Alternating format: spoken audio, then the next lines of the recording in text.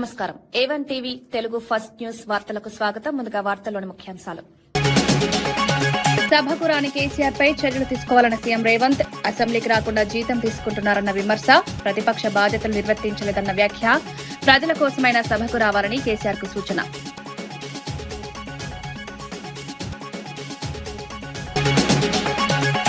లోక్సభలో రైతుల సమస్యలపై కేంద్రాన్ని నిలదీసిన అవినాష్, పీఎం కిసాన్ సాయం పెంచాలని డిమాండ్, పంట బీమా సమస్యలపై కేంద్రాన్ని ప్రశ్నించిన అవినాష్, రైతులకు గోదాములు కోల్డ్ స్టోరేజ్ అవసరమన్న ఎంపీ.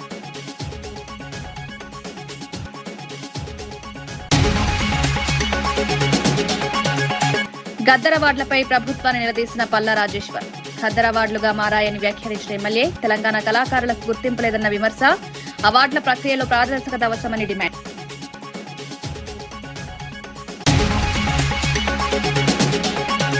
ముస్లింలకు చేసిన మేలు చెప్పలేక అసత్యాలు మాట్లాడుతున్నారన్న విమర్శ, ఇఫ్తార్ సభలో సీఎం వ్యాఖ్యలను ఖండించిన అంసద్ బాషా, మైనారిటీల సంక్షేమంపై ప్రభుత్వం విఫలమైందని ఆరోపణ, ముస్లింల అభివృద్ధికి చర్యలు తీసుకోవాలని డిమాండ్.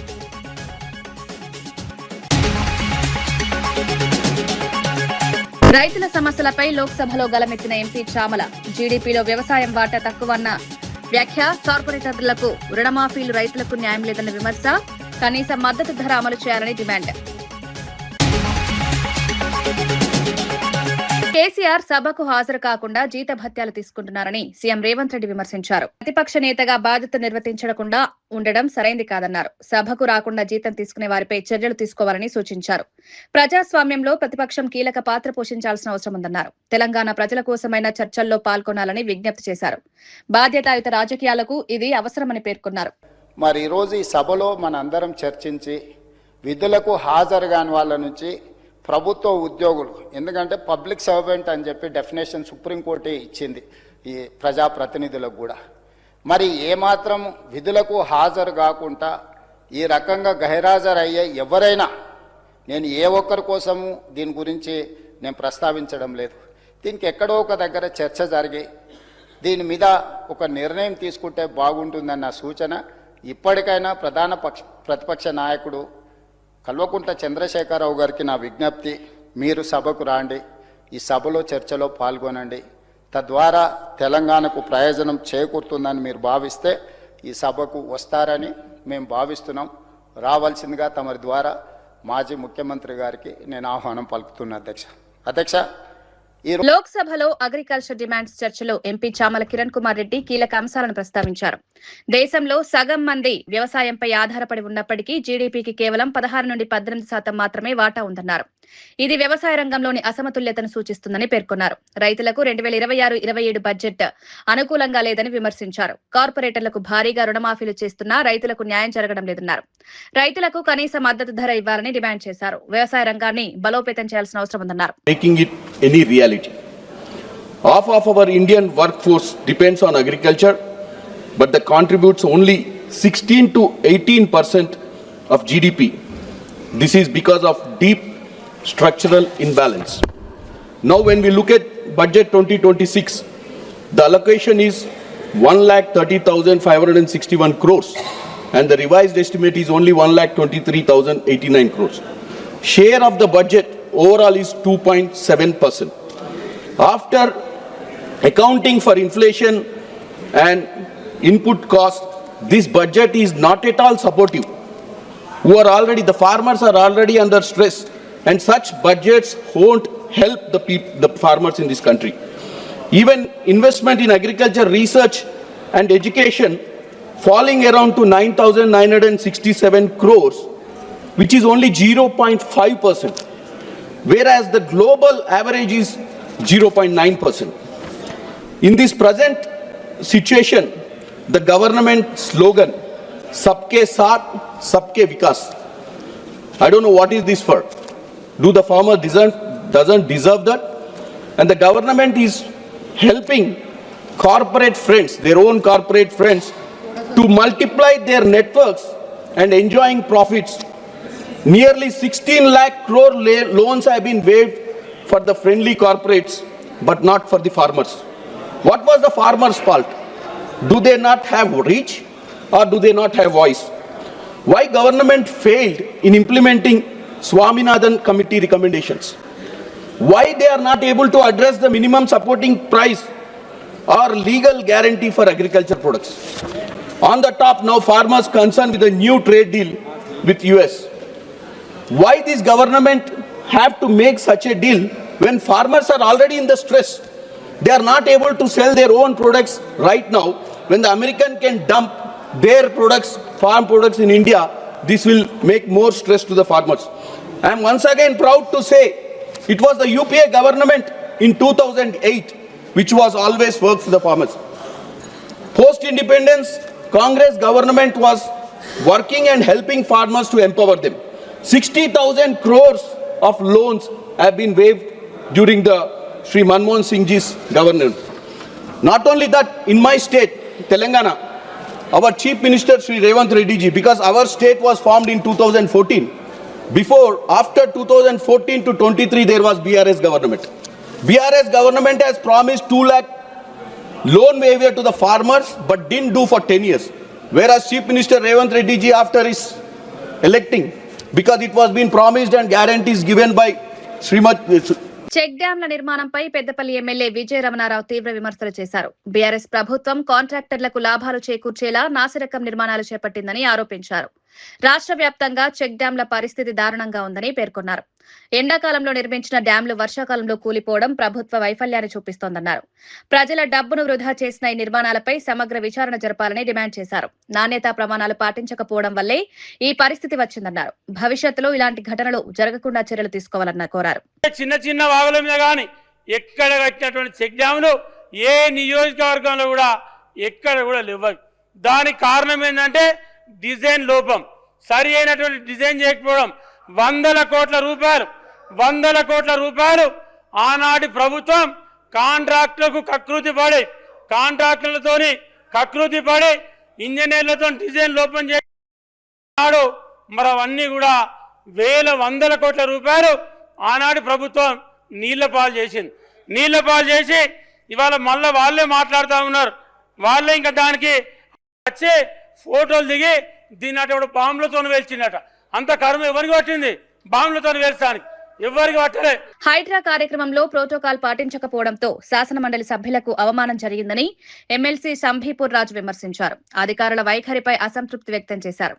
గాంధీ భవన్ నుండి హైడ్రా కమిషనర్ కు జీతం వస్తుందా అంటూ ప్రశ్నించారు. 6 గ్యారంటీలకు చట్టబద్దత కల్పించిన గవర్నర్ ప్రసంగాన్ని ఎలా సమర్థించాలన్నారు. ఇందిరమ్మ ఇల్లు ఇవ్వకుండా ఇళ్లను కూల్చడం ద్వారా ప్రజలను ఇబ్బందులకు గురిచేస్తున్నారని ఆరోపించారు. ప్రభుత్వం పేదలను లక్ష్యంగా చేసుకుంటోందని విమర్శించారు. గౌరవం, ఆత్మగౌరవం. అధ్యక్ష, ముందు నేను ఆ సబ్జెక్ట్కి వెళ్ళే ముందు నాకు కలిగిన ఇబ్బంది మీ దృష్టి కూడా ఫోన్లో తీసుకొచ్చాను అధ్యక్ష. దాని గురించి ఒక నిమిషం మాట్లాడి మిగతా విషయాలు మాట్లాడతాను. కుకట్పల్లి నియోజకవర్గంలో అధ్యక్ష హైడ్రా ఒక ప్రోగ్రాం చేసింది అధ్యక్ష. అక్కడికి గౌరవ ముఖ్యమంత్రి వర్యులు, రాష్ట్ర మంత్రి వర్యులు వచ్చారు అధ్యక్ష. అధ్యక్ష, నేను ఉమ్మడి రంగారెడ్డి జిల్లా లోకల్ బాడీస్ నుంచి గెలిచినటువంటి ఎమ్మెల్సీని అధ్యక్ష. నాకు ఇక్కడ మేడ్చల్ నుంచి అటు తాండూరు దాకా ప్రోటోకాల్ ఉంటుంది అధ్యక్ష. అధ్యక్ష, కొంతమంది అధికారులు పాటిస్తూ ఉన్నారు. ఉదాహరణకు మొన్న వికారాబాద్ కలెక్టర్ గారు కొత్తగా గెలిచిన కౌన్సిలర్లకు ఒక మీటింగ్ పెడితే నన్ను ఆహ్వానించారు అధ్యక్ష. ఆ ఏవి రెడ్డి గారికి కూడా ఇన్విటేషన్ వచ్చింది అధ్యక్ష. ఏవి రెడ్డి గారికి 3 జిల్లాలు ఉంటుంది అధ్యక్ష. కుకట్పల్లిలో జరిగినటువంటి హైడ్రా కార్యక్రమంలో నా పేర్లు శిలాఫలకం మీద కానీ ఇన్విటేషన్ కార్డు మీద కానీ లేదు అధ్యక్ష. అదే రకంగా ఇక్కడ ఏవి రెడ్డి గారికి ఉండాలి, వాణిదేవి గారికి ఉండాలి, ఇంకా అక్కడ ఉన్న ఎమ్మెల్సీలకు ఉండాలి అధ్యక్ష. అక్కడ లేదు అధ్యక్ష. నేను సంబంధిత అధికారులకు ఫోన్ చేసిన అధ్యక్ష, కలెక్టర్ గారికి చేసిన. ఇక హైడ్రా కమిషనర్ గారు వారు ఫోన్ ఎత్తారు అధ్యక్ష. వాళ్ళు ఓన్లీ బిల్డర్ల ఫోన్లు, అధికార పార్టీ వాళ్ళ ఫోన్లు ఎత్తాడు అధ్యక్ష. నా దగ్గర ఎవిడెన్స్ కూడా అధ్యక్ష. నేను ఫోన్ చేస్తే వారు ఎత్తలే. వారికి గాంధీ భవన్ నుంచి శాలరీ ఇస్తున్నారా, ప్రభుత్వ ఖజానా నుంచి శాలరీ ఇస్తున్నారా, నాకు ఒకసారి స్పష్టం చేయాలి ప్రభుత్వం అధ్యక్ష. ఇక్కడ మా అధ్యక్షుల వారు పిసిసి అధ్యక్షులు కూడా ఉన్నారు. గాంధీ భవన్ నుంచి హైడ్రా కమిషనర్కి శాలరీ ఇస్తా ఉన్నారా, ప్రభుత్వ ఖజానా నుంచి ఇస్తా ఉన్నారా? ఒక ప్రజాప్రతినిధిగా నేను ఫోన్ చేస్తే ఎందుకు అటెండ్ చేయరు వారు? దీనికి దయచేసి సమాధానం కావాలి అధ్యక్ష. అధ్యక్ష, నా పేరు పెట్టలేను సరే, అక్కడ బండి రమేష్ మరి 40 సంవత్సరాలుగా పనిచేస్తున్న తుమ్మల నాగేశ్వరరావు సార్ ఉన్నారు, ఇక్కడ వివేకానంద ఉన్నారు, చాలామంది మంత్రులు ఉన్నారు. వారి అనుభవంలో ఇట్లాంటిది ఎప్పుడన్నా ఎదురైందా దయచేసి చెప్పాలి. పిసిసి అధ్యక్షుల వారి కమిటీలో పనిచేస్తున్నటువంటి TPCC vice president Bandi Ramesh Congress party B form మీద కుక్కట్పల్లి కాన్స్టిట్యున్సీలో ఓడిపోయినటువంటి వ్యక్తి. అధ్యక్ష ఎవిడెన్స్ ఉంది అధ్యక్ష. వారి పేరు శిలాఫలకం మీద పెట్టారు, ఇన్విటేషన్ కార్డులో పెట్టారు అధ్యక్ష. నేను 2 సార్లు ఎమ్మెల్సీగా ప్రభుత్వంలో క్యాబినెట్ ర్యాంకులో గత ప్రభుత్వంలో విప్పుగా పనిచేసిన, తెలంగాణ ఉద్యమంలో 14 సంవత్సరాలు కేసీఆర్ గారి నాయకత్వంలో 2001 నుంచి పనిచేసిన ఒక బీసీ బిడ్డను. నా పేరు ఎందుకు ఉండదని చెప్పేసి అడుగుతా ఉన్నాను అధ్యక్ష. దీనికి సమాధానం కావాలి అధ్యక్ష. దీన్ని ఇక నేను ప్రభుత్వం నుంచి ఆశించేదానికంటే అధ్యక్ష, ఇది దేవాలయం అయితే దేవుడు మీరు, ఇది ఇల్లు అయితే ఇంటి పెద్ద మీరు ఆ అధికారులపైన తక్షణ చర్యలు తీసుకోవాలి. ఈ సభకు ఇక్కడికి పిలిపించి వారితో క్షమాపణ చెప్పారని చెప్పేసి నేను మిమ్మల్ని వేడుకుంటా ఉన్నాను అధ్యక్ష. దయచేసి మీరు ఎల్లుండి జరిగే సమావేశంలో ఈ యొక్క కార్యక్రమం చేస్తారని చెప్పేసి నేను ఆశిస్తా ఉన్నాను అధ్యక్ష. ఇది నా ఒక్కరికి సంబంధించిన అంశం కాదే అధ్యక్ష. షంబీపూర్ రాజు గారు 6 సంవత్సరాలు ఎమ్మెల్సీగా ఉంటారు, పోతా రేపు ఇంకోరు రావచ్చు కాక. ఈ సభకు సంబంధించిన విషయం అధ్యక్ష, మన గౌరవానికి సంబంధించిన విషయం అధ్యక్ష. ఒక మెంబర్గా నాకు సంబంధించిన అంశం కాదు అధ్యక్ష. ఇది అందరి సభ్యులకు సంబంధించిన అందరికి సంబంధించిన విషయం అధ్యక్ష. ఇది అందరి గౌరవం అధ్యక్ష. నా గౌరవం పోతే సభా గౌరవం పోయినట్టే కదా అధ్యక్ష. ఒక అధికారి అధ్యక్ష, నేను మొన్ననే ట్రైనింగ్కి వెళ్ళాను అధ్యక్ష. చట్టసభల్లో రూల్స్ ఎట్లా వ్యవహరించాలి అని మా పార్టీ యొక్క ట్రైనింగ్ ఇస్తే అక్కడికి చాలా పెద్దవాళ్ళు వచ్చారు, ట్రైనింగ్ ఇచ్చారు అధ్యక్ష. ఒక శాసనమండలి సభ్యునిగా నా ప్రోటోకాల్ అధ్యక్ష చీఫ్ సెక్రటరీ ప్రోటోకాల్ సేమ్ అధ్యక్ష.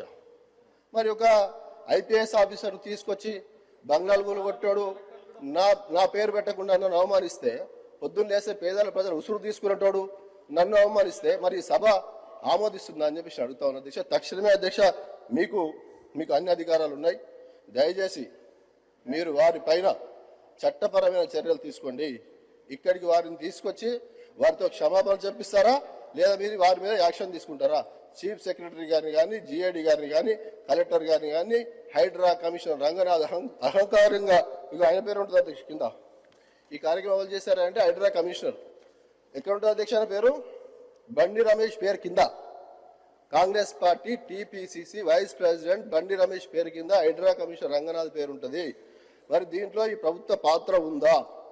దయచేసి నాకు సమాధానం కావాలి అధ్యక్ష. అది ఈ సెషన్లోనే తమరు ఆ విధంగా ఆలోచిస్తారని చెప్పేసి కూడా తీసుకుంటారని చెప్పేసి నేను అనుకుంటున్నాను అధ్యక్ష. గద్దరవాడ్ల పేరుతో ప్రభుత్వం అన్యాయం చేస్తోందని బీఆర్ఎస్ ఎమ్మెల్యే పల్లా రాజేశ్వర్ రెడ్డి విమర్శించారు. అవి గద్దరవాడ్లు కాక ఖద్దరవాడ్లుగా మారాయని వ్యాఖ్యానించారు. రాజు వెడ్స్ రాంబాయ్ సినిమాకు అవార్డు వచ్చినా ఆ సినిమాలో పాట రాసిన తెలంగాణ ఉద్యమకారుడు మిట్టపల్లి సురేందర్ కు గుర్తింపు ఇవ్వలేదన్నారు. ఆ పాటే సినిమాను విజయవంతం చేసిందని గుర్తు చేశారు. తెలంగాణ కళాకారులకు గౌరవం ఇవ్వాల్సిన బాధ్యత ప్రభుత్వంపై ఉందన్నారు. అవార్డుల ప్రక్రియలో పారదర్శకత అవసరమని డిమాండ్ చేశారు. రాస్తే ఇదే 4 లైన్లతో నా సినిమా హిట్ అయింది అధ్యక్ష. సినిమా హిట్ అయితే సినిమాలో ఉండే 5గురికి ఇస్తారు, ఆంధ్ర వాళ్ళకి ఇస్తారు. తెలంగాణ బిడ్డలైన హీరో గాని ఆ మిట్టపల్లి సురేందర్ అని చెప్పేసి వారికి కూడా తెలుసు, ముఖ్యమంత్రి గారికి కూడా తెలుసు. ఏం జరిగిందంటే అధ్యక్ష, ఆయనే జనగామ వచ్చేటప్పుడు మా వరంగల్ బిడ్డ, వెలిశాల బిడ్డ, ఆయనకు వస్తున్నప్పుడు జనగామ ఏమైనా ఎలక్షన్ టైం వస్తే రారా అంటే రా అన్న అని చెప్పేసి అంటే వచ్చిండు. ఆడ మాట్లాడిపోయినందుకు గద్దరు ఏదైతే కమిటీ ఉందో ఆ కమిటీలో జరిగిన నిర్ణయం వెనక్కి తీసుకుని ఆయనకు ఈయన మొత్తం మీద పలరాజుతో ఉంటాడని చెప్పేసి ఆయనకు ఇవ్వలేదు అధ్యక్ష. ఎంత అంటే ఏంటంటే ఆ గద్దరు యొక్క అవార్డ్స్ అనేది ఖద్దర్ అవార్డ్స్ లాగా మారిపోయినాయి. అది గద్దర్ అవార్డ్స్ కాదు, ఖద్దర్ అవార్డ్స్ లాగా మారిపోయినాయి. రాష్ట్రంలో భారీ వర్షాల కారణంగా దెబ్బతిన్న రోడ్లు, వంతెనలను ప్రభుత్వం వేగంగా పునరుద్ధరించిందని మంత్రి కోమటిరెడ్డి వెంకటరెడ్డి తెలిపారు. జనగామ సహా పలు ప్రాంతాల్లో పనులు పూర్తి చేసిన రవాణాను తిరిగి ప్రారంభించామన్నారు. రాష్ట్ర వ్యాప్తంగా సుమారు 30,000 కోట్లతో రోడ్ల అభివృద్ధి పనులు చేపట్టాలని లక్ష్యంగా పెట్టుకున్నామన్నారు. హ్యామ్ ప్రాజెక్టు ద్వారా రహదారుల నాణ్యతను మెరుగుపరుస్తామన్నారు. ప్రజలకు మెరుగైన రవాణా సదుపాయాలు కల్పించడమే లక్ష్యమని స్పష్టం చేశారు. కాబట్టి ప్రతి గ్రామం గురించి తెలుసు.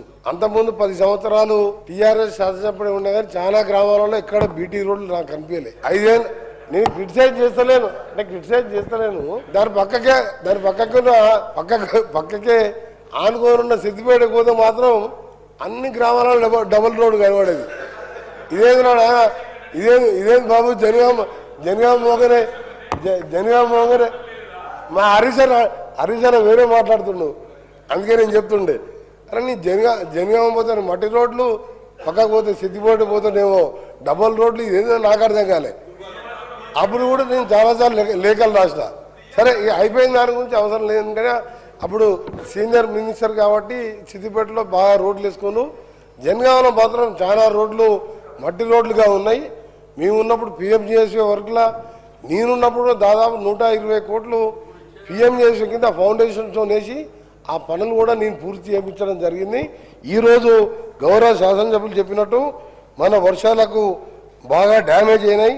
అందులో గానుగపాడు చౌడవరం బ్రిడ్జిలు మొత్తం పోయినప్పుడు అది పంచాయతీరాజ్ డిపార్ట్మెంట్ అయినా R&Bకి వెళ్ళి టేక్ ఓవర్ చేసి ఇమీడియట్గా రిపేర్ చేసి 4 రోజులనే మళ్ళీ బస్సెస్ నడిపేటట్టు చేయడం జరిగింది. మెయిన్ ఏంటంటే వర్షాలు మహబూబాబాద్, జనగాం, పక్కకే ఉన్న డోర్నకల్, ఈ 3-4 ప్రాంతాల్లో బాగా డ్యామేజ్ అయినాయి రోడ్స్. దానికి సంబంధించి దీన్ని శాశ్వతంగా చేయాలని చెప్పి మేము బీసీల గురించి మాట్లాడే నైతిక హక్కు బీజేపీ నాయకులకు లేదని విప్ బీర్ల ఐలయ్య విమర్శించారు.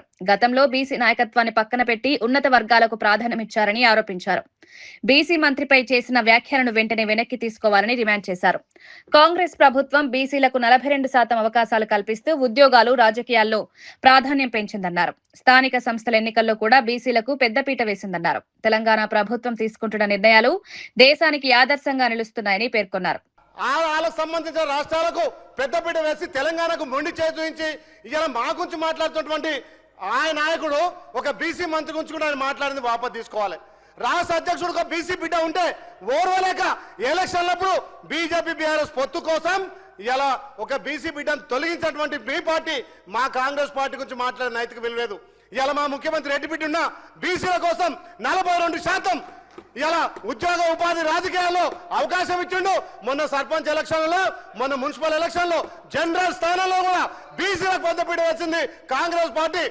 ఇలా మా రాహుల్ గాంధీ ఆలోచన మా ముఖ్యమంత్రి ఇలా తెలంగాణ భారతదేశానికి కూడా మొదలైంది. ఇలా మీ మోడీ గారు మన రాష్ట్రాన్ని ఆదర్శంగా తీసుకొని ఇలా జలగణంలో కులగన పెట్టిండు. ఇది ఆదర్శం కాదా భారతదేశం తెలంగాణ? మా ముఖ్యమంత్రి ఇలా భారతదేశానికి ఆదర్శంగా 1931లో కులగణన అయితే మొన్న మా రాష్ట్రంలో కులగణను ఇలా మీ మోడీ ఆదర్శంగా తీసుకుంటూ దీన్ని మీరు పరిగణన తీసుకోవాలి. ప్రతిపక్ష నాయకుడు మాట్లాడిన మాటలను ఒక బీసీ మంత్రి మీద మాట్లాడిన వాపసు తీసుకోవాలని చెప్పి లోక్సభలో వ్యవసాయ మంత్రిత్వ శాఖ డిమాండ్స్ చర్చలో ఎంపీ అవినాష్ రెడ్డి రైతుల సమస్యలను ప్రస్తావించారు. పీఎం కిసాన్ సహాయాన్ని 6,000 నుంచి 10,000కు పెంచాలని డిమాండ్ చేశారు. రైతుల డేటాను నవీకరించాలని సూచించారు. పెండింగ్ బకాయిలు 3,500 కోట్లు విడుదల చేయాలని కోరారు. ఇరాన్, ఇజ్రాయెల్ యుద్ధ ప్రభావంతో హార్టికల్చర్ పంటల ధరలు పడిపోయాయన్నారు. రైతులకు సరైన ధరలు కల్పించాలని, గోదాంలు, కోల్డ్ స్టోరేజ్లు ఏర్పాటు చేయాలని డిమాండ్ చేశారు. వ్యవసాయ రంగానికి మరింత మద్దతు అవసరమని స్పష్టం చేశారు. 4 billion people and supports nearly half of the country's workforce. Sir, I would like to bring several important demands to the notice of this House, sir. Sir, at present, 6,000 rupees is disbursed to farmers annually under PM Kisan scheme, sir. This amount remains unchanged from 2019. Keeping in view of the sharp rise in input costs, it is requested to enhance the PM Kisan amount to 10,000 rupees, sir. Sir, in our state, Andhra Pradesh, the previous YSRCP government, sir, it had implemented free crop insurance scheme during its tenure 2019 to 2024 and distributed 7,802 crores worth of crop insurance amount to over 54 lakh farmers in Andhra Pradesh, sir. Sir, after the present government took charge in 2024, free crop insurance scheme was completely discontinued, sir.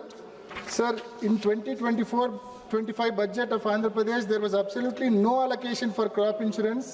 In 2025-26, an amount of 1,023 crores was allocated, but not even a single rupee is paid to the insurance companies so far, sir. Since the state failed to pay its share of premium 2,419 crores from last 2 years, the insurance companies has blacklisted Andhra Pradesh for 2025 Rabi season, sir, and no company came forward please come to the in our state, sir, budget, because of agricultural which budget, please app through which union budget, please. Farmers, sir, आप आंध्र प्रदेश का विषय यहाँ मत उठाइए, अभी भारत सरकार का विषय उठाइए. This subject belongs to the central government only, sir. Yeah. sir, because of which the app through which farmers pay their share of premium did not open at all, sir. Sir, hence farmers could not pay their premiums at all due to the gross negligence of state government. Sir, we request the government of India to intervene and see to it that ఇఫ్తార్ విందుల సమయంలో రాజకీయాలు మాట్లాడడం తగదని మాజీ deputy CM Amjad బాషా అన్నారు. జగన్ ఇఫ్తార్ కార్యక్రమాల్లో ఎప్పుడూ రాజకీయ ప్రసంగాలు చేయలేదన్నారు. ఉపవాసం చేసి ప్రార్థనల అనంతరం ప్రశాంతంగా కార్యక్రమంలో పాల్గొనేవారన్నారు. కానీ చంద్రబాబు మాత్రం పవిత్ర వేదికపైన రాజకీయ వ్యాఖ్యలు చేస్తారని విమర్శించారు. మతపరమైన కార్యక్రమాలను రాజకీయాలకు వేదికగా ఉపయోగించడం సరికాయింది కాదన్నారు. రాజకీయాలకు మతాన్ని కలపడం సమాజానికి హానికరమని అంజద్ బాషా స్పష్టం చేశారు. ఈ రాష్ట్ర ముఖ్యమంత్రికి తేడా ఒకసారి గమనించండి. ఈ రాష్ట్ర ముఖ్యమంత్రి మాత్రం చంద్రబాబు నాయుడు మాత్రం అది ఇఫ్తార్ విందు కాదు, అదేదో పబ్లిక్ మీటింగ్ అన్నట్టుగా రాజకీయ మీటింగ్ అన్నట్టుగా మైకు తీసుకొని అని రాజకీయాలు మాట్లాడతాడు. కానీ మా నాయకుడు జగన్మోహన్ రెడ్డి గారు మాత్రం మీరు అన్ని చూడండి, ఇన్ని ఏళ్లుగా చూడండి, ఎక్కడ కూడా ఆయన రాజకీయాలు మాట్లాడాడు. ఈ ఇఫ్తార్ కార్యక్రమంలో ఆయన వచ్చి కేవలం, ఎందుకంటే ఇది ఇఫ్తార్కు సంబంధించి ఇది ఎంతో భక్తి శ్రద్ధలతో ముస్లిం సోదరులు ఒక్కపొద్దులు ఉంటారు, ఉపవాసాలు ఉంటారు. ఆ ఉపవాసాలు తీసే సమయము, ఆ సమయంలో మనం రాజకీయాలు మాట్లాడకూడదని చెప్పి ఆయన కేవలం ముస్లిం సోదరులకు శుభాకాంక్షలు మాత్రమే చెప్తారు. కానీ ఏనాడు కూడా ఆ వేదికపై నుంచి రాజకీయాలు మాట్లాడిన దాఖలాలు లేవు. అది మా నాయకుడికి మరి ఈ రాష్ట్ర ముఖ్యమంత్రి చంద్రబాబు నాయుడు గారికి వ్యత్యాసము. ఇవన్నీ కూడా ముస్లిం మైనారిటీ సోదరులందరూ కూడా గమనించాలని చెప్పి కూడా ఈ సందర్భంగా తెలియజేసుకుంటూ సెలవు తీసుకుంటాం. దేశ రవాణా రంగాన్ని మార్చే బుల్లెట్ రైల్ ప్రాజెక్టులపై కేంద్ర ప్రభుత్వం ముందుకు సాగుతోందని మంత్రి అశ్విని వైష్ణవ్ తెలిపారు. హైదరాబాద్ నుంచి పూణేకు కేవలం 2 గంటలు, బెంగళూరుకు 2.5 గంటలు, చెన్నైకు 3.5 గంటల్లో చేరుకునే అవకాశం ఉందని వివరించారు. గతంలో సాధ్యం కాని అభివృద్ధిని ఇప్పుడు కేంద్ర ప్రభుత్వం సాధ్యం చేస్తోందన్నారు. రవాణా రంగంలో వేగవంతమైన మార్పులు తీసుకురావడమే లక్ష్యమని పేర్కొన్నారు. ఈ ప్రాజెక్టులు దేశ ఆర్థిక అభివృద్ధికి దోహదం చేస్తాయన్నారు. ప్రజలకు వేగవంతమైన ప్రయాణ సౌకర్యాలు అందించడంలో ఇది కీలక ముందడుగు అని చెప్పారు. ग्लोबल बेंचमार्क को अचीव कर रहे हैं और जो नए प्रोजेक्ट होंगे उसमें दिल्ली से वाराणसी 3.5 घंटे में पहुंच जाएंगे, दिल्ली से लखनऊ 2 घंटे में पहुंच जाएंगे, दिल्ली से लखनऊ 2 घंटे में पहुंच जाएंगे। वाराणसी से, अरे भाई 2 मिनट सुन लो, मैं आपका भी बता रहा हूँ वाराणसी से पटना 1 घंटे से कम समय में पहुंच जाएंगे। अध्यक्ष जी, मुंबई और पुणे प्रैक्टिकली दोनों मर्ज हो जाएंगे। 48 मिनट्स में मुंबई से पुणे की जर्नी होगी। 48 मिनट्स में मुंबई से पुणे से हैदराबाद माननीय अध्यक्ष जी, पुणे से मोदी जी की सरकार ही करेगी, आप वहीं बैठे रहोगे और हम लोग काम करते जाएंगे। आप चिंता मत करना, मोदी जी की सरकार ही ये सब काम करके देगी। माननीय अध्यक्ष जी, पुणे से हैदराबाद 2 घंटे की जर्नी रहेगी। पुणे से हैदराबाद 2 घंटे की, हैदराबाद से बेंगलुरु 2.5 घंटे की जर्नी हो जाएगी और हैदराबाद से चेन्नई वाया अमरावती 3.5 घंटे की जर्नी हो जाएगी। और अध्यक्ष जी, अरे भाई हम ही करेंगे। రంజాన్ సందర్భంగా నిర్వహించిన ఇఫ్తార్ కార్యక్రమంలో సీఎం చంద్రబాబు చేసిన వ్యాఖ్యలను అంజద్ బాషా ఖండించారు. 2 ఏళ్ల పాలనలో ముస్లింలకు ప్రభుత్వం చేసిన మేలేంటో చెప్పకుండా అసత్యాలు మాట్లాడుతున్నారని విమర్శించారు. జగన్ ప్రభుత్వం మాత్రమే ముస్లింలకు ఇచ్చిన హామీలు నిలబెట్టిందని అన్నారు. ప్రస్తుత ప్రభుత్వం మైనారిటీల సంక్షేమాన్ని నిర్లక్ష్యం చేస్తోందని ఆరోపించారు. ముస్లింల అభివృద్ధికి ప్రత్యేక చర్యలు తీసుకోవాలని డిమాండ్ చేశారు. మైనారిటీలకు న్యాయం జరగాలంటే ప్రభుత్వం బాధ్యతగా వ్యవహరించాలని సూచించారు. సంవత్సరాల కాలంలో మరి ముస్లిం మైనారిటీలకు మరి ఈ ప్రభుత్వం చేసిన మేలు ఏంటో ఒక్కటి కూడా చెప్పకోకుండానే మేము అది చేశాం ఇది చేశామని చెప్పి అన్ని అసత్యాలు మాట్లాడడం జరిగింది ముఖ్యమంత్రి గారు. మరి ఒక్కసారి గౌరవ ముఖ్యమంత్రి గారు ఏదైతే ఇఫ్తార్ విందులో మాట్లాడిన వీడియో ఒక్కసారి మీకు ప్లే చేసి చూపిస్తాం, ఒకసారి మీరు కూడా చూడండి. ఇంకో పక్క నేనే ప్రారంభించాను ఇమాములకి మౌజములకి ఆన్రోరియం ఇవ్వడం. మౌజములకు అయితే 10,000, ఇమాములకు 10,000, మౌజములకు 5,000. అదే మాదిరిగా ఇప్పటికి 180 కోట్లు ఇచ్చాం.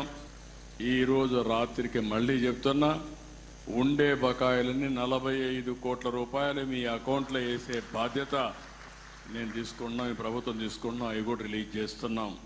గతంలో జగన్మోహన్ రెడ్డి గారు 2024 ఎన్నికల ముందు తన మేనిఫెస్టోలో ప్రకటించడం జరిగింది. మా ప్రభుత్వం అధికారంలోకి వస్తే గతంలో ఏదైతే ఇమాముకు 5,000, మౌజన్కు 3,000 రూపాయలు ఇస్తున్న ఆన్రోరియాన్ని ఇమాములకు 10,000, మౌజన్లకు 5,000, ఒక మసీదుకు 15,000 ఇస్తానని చెప్పి మరి ఆ రోజు తన మేనిఫెస్టోలో మరి ఆ రోజు జగన్మోహన్ రెడ్డి గారు చెప్పడం జరిగింది. మాట ప్రకారంగా అధికారంలోకి వచ్చిన తర్వాత 2019లో జగన్మోహన్ రెడ్డి గారు మాట ఇచ్చిన ప్రకారంగా మరి ఆ హాన్రోరియాన్ని గతంలో 8,000 ఇస్తున్న హాన్రోరియాన్ని మసీదుకు 15,000 రూపాయలు పెంచిన ఘనత జగన్మోహన్ రెడ్డి గారి ప్రభుత్వానికి దక్కుతుంది. మరి అదే కాకుండా మరి ఆనాడు 2014 నుంచి 19 వరకు ఏదైతే తెలుగుదేశం ప్రభుత్వం అధికారంలో ఉండి బకాయిలు పెట్టిపోయిన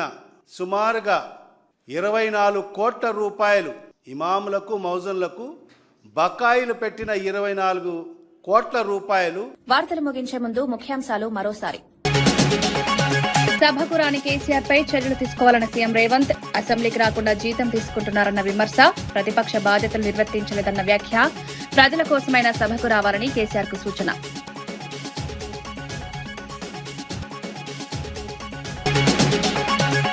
లోక్సభలో రైతుల సమస్యలపై కేంద్రాన్ని నిలదీసిన అవినాష్. పీఎం కిసాన్ సాయం పెంచాలని డిమాండ్. పంట బీమా సమస్యలపై కేంద్రాన్ని ప్రశ్నించిన అవినాష్. రైతులకు గోదాములు, కోల్డ్ స్టోరేజ్ అవసరమన్న ఎంపీ.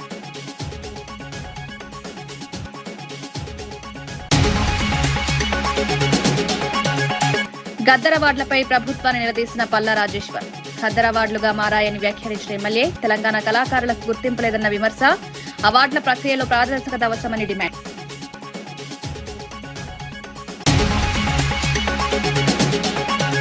ముస్లింలకు చేసిన మేలు చెప్పలేక అసత్యాలు మాట్లాడుతున్నారన్న విమర్శ. ఇఫ్తార్ సభలో సీఎం వ్యాఖ్యలను ఖండించిన అంసాద్ బాషా. మైనారిటీల సంక్షేమంపై ప్రభుత్వం విఫలమైందని ఆరోపణ. ముస్లింల అభివృద్ధికి చర్యలు తీసుకోవాలని డిమాండ్.